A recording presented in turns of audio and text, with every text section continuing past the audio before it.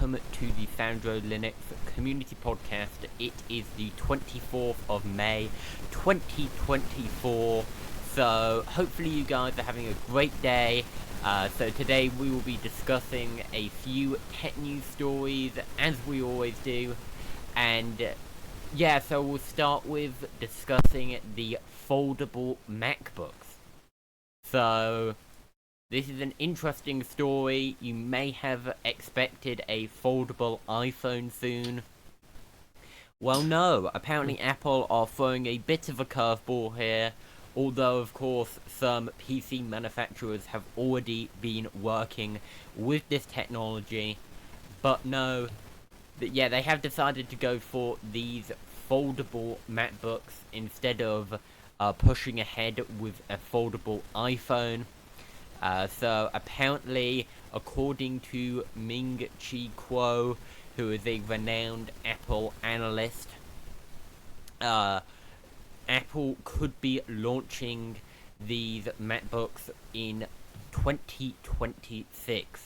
So that's a couple years away from now, but that is a change from his previous 2027 projection. So he says that apparently Apple can shift 1 million units, more than 1 million, by 2026.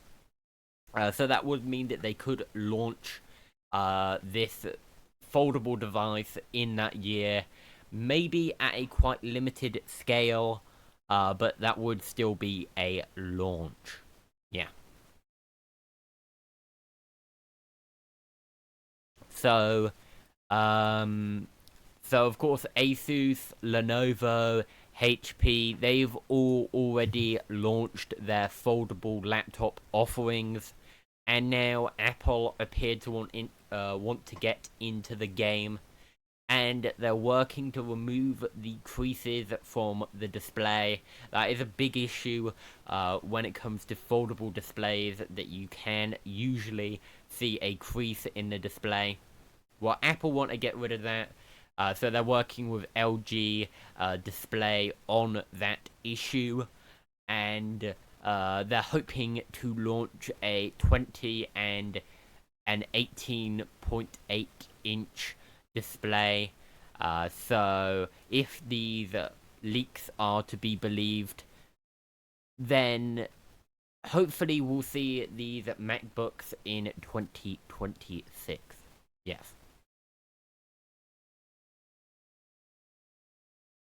Okay, so moving on to the next story here. So Atari are apparently acquiring their long-time rival in television. So this was a big gaming brand in the 1970s and 80s, and now apparently Atari, who used to be their rival, are now actually acquiring this company. So this does not include the Intellivision Amico new device, which they were planning to launch relatively soon. There have been some delays with that product, and some people have been criticizing it for being a bit of an impractical retro gaming device. But that is something that might still actually be launched. But we'll have to wait and see. And Atari now do own the rights to a number of Intellivision games, so over 200 games from their library. And we'll have to see what Atari do with these titles. Maybe Atari will put this on some of their new retro consoles, and we'll have to see what Atari launch in the future. Yeah. Any thoughts, Pickers?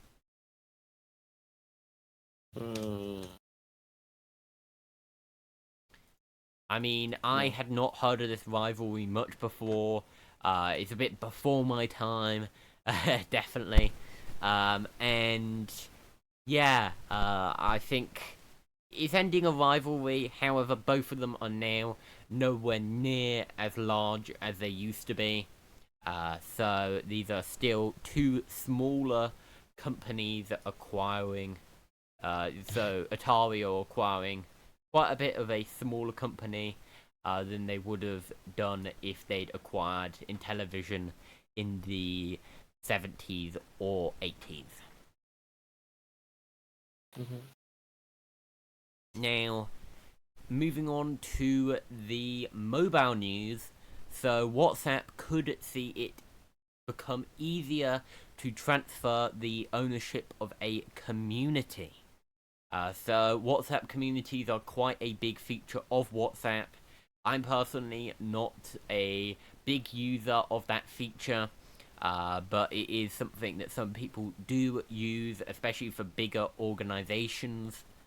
And apparently now you can easily give over your admin rights to somebody else on the group chat, and you can now actually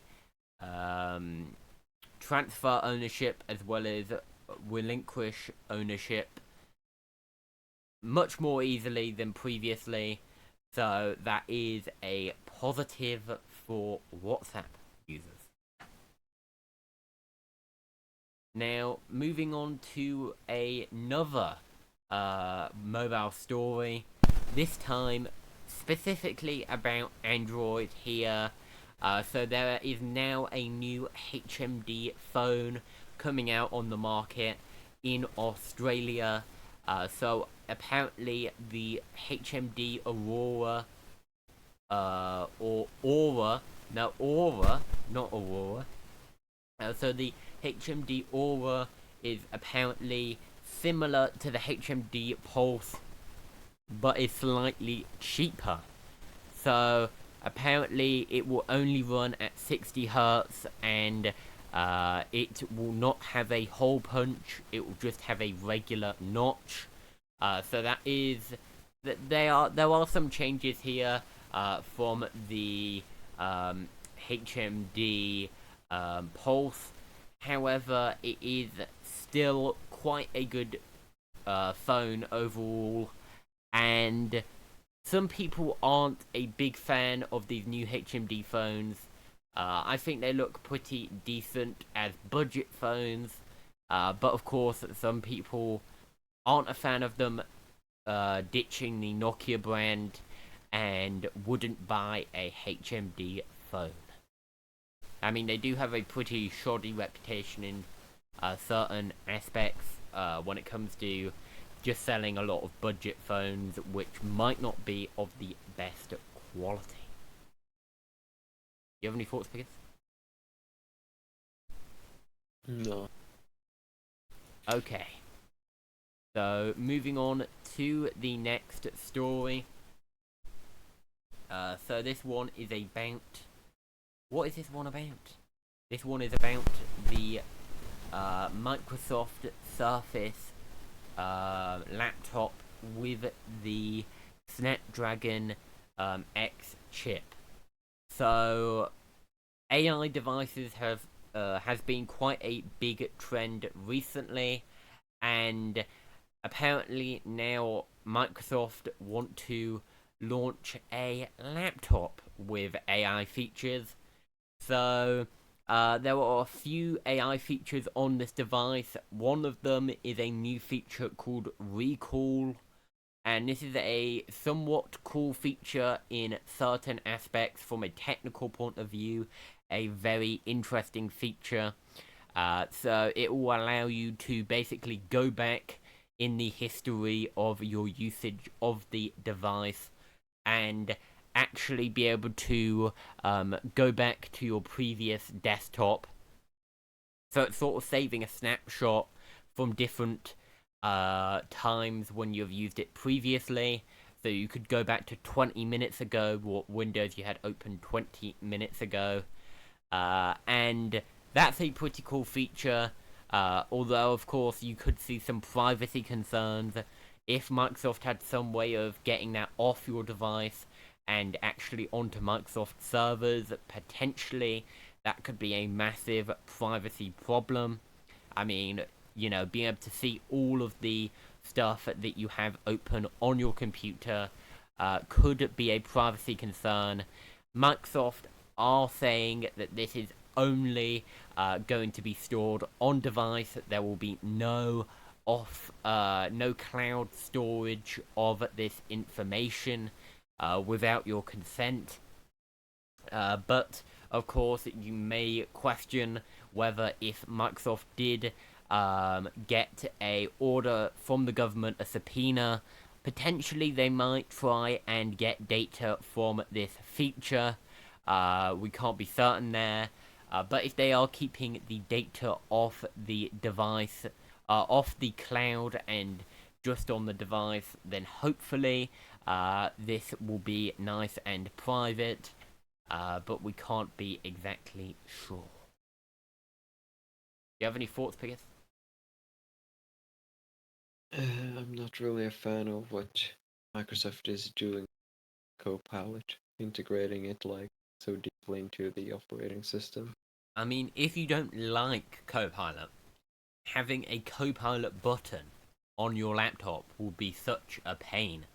It's like having a Bixby button, right? On your Samsung. Except it's like way worse because nobody actually, people don't really care as much about a button on the side of their phone. Sure, it could be annoying occasionally, but a button on your keyboard, that is actually taking up valuable space. And of course, if this affects how you interact with your keyboard, you accidentally click on the Copilot button, that could be very annoying. And of course, 20 years down the road, will Copilot still be a thing? Who knows? Maybe not. Probably not with the same logo it currently has. So, of course, if you do use this laptop in the future, then perhaps the Copilot button really could date the device, because potentially the feature could be no longer available one day, and then you've just got a dead key on your keyboard. So, yeah, that is another reason this might not be a great move. I mean, do you think Copilot will be around in 10 years, Pigus? I don't think so, but... No. We'll see. I reckon tech companies change stuff so often that they probably could not bear to have the same feature for 10 years like that. You know what I mean, right? Like, Cortana survived for a bit, but that was not successful. The previous Microsoft Assistant efforts weren't successful. Yeah. Yeah, so they don't have the best track record in keeping products alive. Neither do Google. Apple do have a pretty good track record for that. But they're really a an example of a company that does actually usually launch products which they do actually keep on the market, whereas often Microsoft and Google are more ready to launch slightly more experimental products which might not actually end up being that successful business-wise. Now, moving on to the last story. I know, a rather short show today, guys, but at least we got through the stories quickly, guys, and hopefully you have enjoyed it. That is unless we have anything else to discuss, Pigus. Do you have any libel news? No. Okay. Any other news that you want to discuss? Do you want to mention the Epic Game? Oh yeah, good point. I will mention that story, Pigus. We will include that in the notes now. So I will just transfer that over to the notes. Thank you for sharing that with me, because this is a good potential deal for some people who use Epic Games.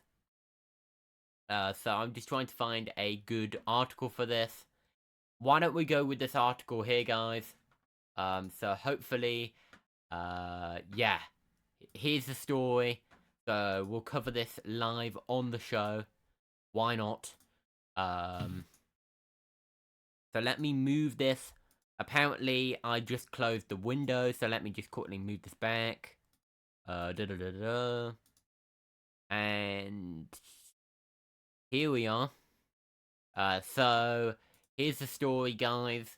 So Dota. So this is from Dot Esports. So this is a story. So apparently you can get free Discord Nitro through Epic Games. So this is only for a limited time. So you can get yourself a free month of Discord Nitro if you download the Epic Games launcher. So that's a nice little perk for users of Epic Games, and a bit of an incentive to download the launcher just for the free Nitro. You could of course delete it afterward if you wanted to. But do act fast, guys. This offer will expire on June the 13th, which is a Thursday. And yeah, so we will see how many people actually download Epic Games Launcher then delete Epic Games Launcher due to this, or how many people actually keep on using Epic Games Launcher, and whether this could, if they continue doing more promotions, perhaps, Epic Games can get more popular. Although I do highly doubt that, because they have previously given away free games every month and stuff like that, and they still don't have the same market share as Steam. So yeah, I think they do have an uphill battle trying to be a successful marketplace. But this is a good way of incentivizing usage. Yes.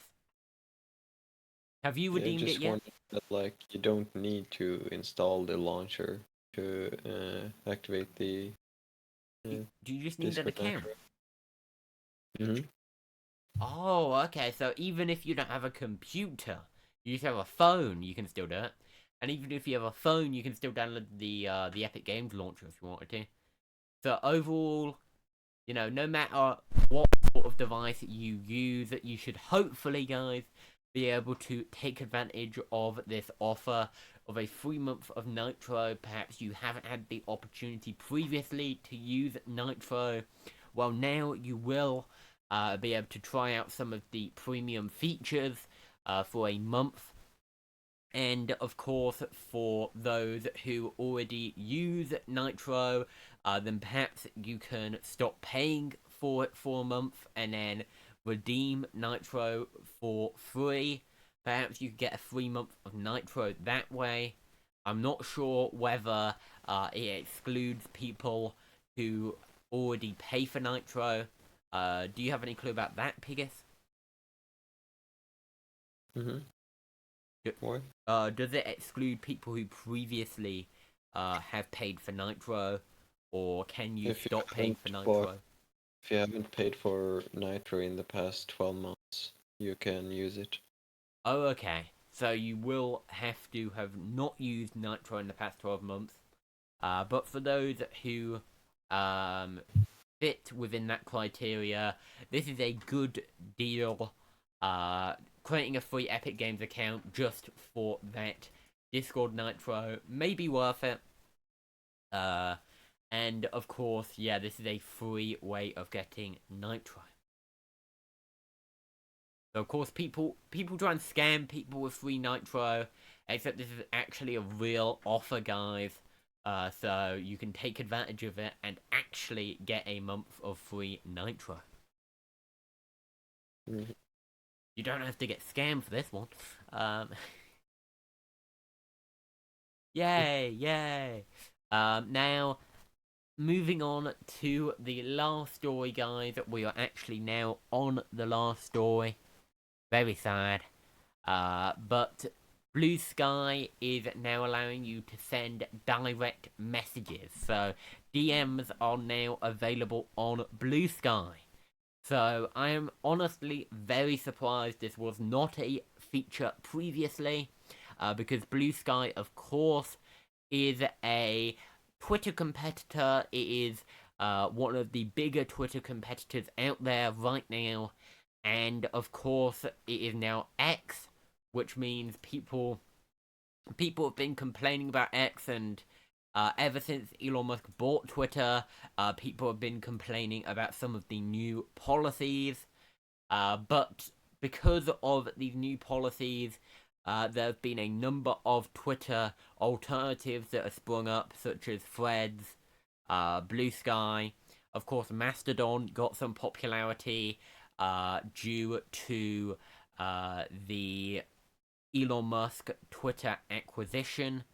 And now, apparently, Blue Sky is joining the long list of other microblogging websites to have this quite critical feature.